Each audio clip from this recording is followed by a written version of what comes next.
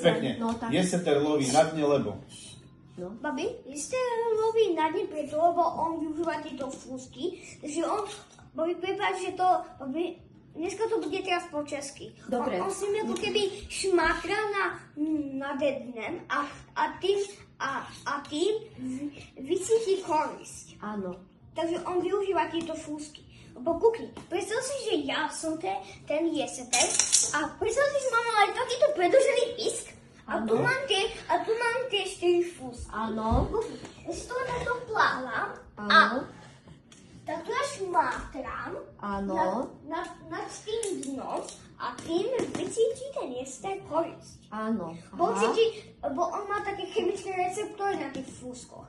Takže tým, že tá rybka, ona je určite v tom piesku niekde skovaná. A víš čo, babi, on žije rastliny, rybky a aj nebestavovce.